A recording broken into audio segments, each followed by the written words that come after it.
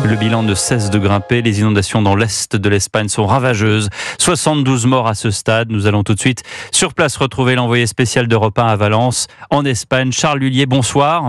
Bonsoir Pierre, bonsoir à tous. Et vous avez devant vous un paysage de désolation.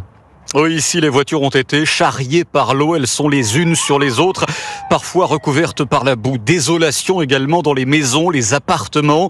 Les autorités espagnoles hier ont demandé aux habitants, tant que faire se peut, de se regrouper dans les parties supérieures des habitations.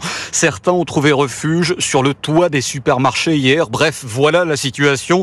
J'ai pu voir il y a quelques minutes des Valencians aller remplir des chariots entiers de nourriture par peur de pénurie.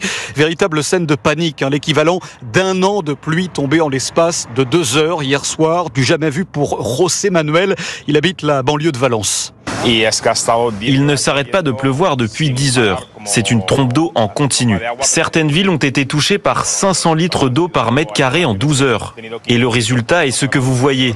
Nous sommes coupés de toute communication. Vous ne pouvez pas accéder à cette partie de la ville. Les routes sont toutes coupées, les ponts sont coupés et ils ont parfois disparu. Voilà, des villes littéralement sous cloche, comme l'a dit José Manuel. Et en plus de ces conditions dantesques, au-delà du bilan humain, plusieurs avions n'ont pas pu décoller aujourd'hui. Même chose pour les trains.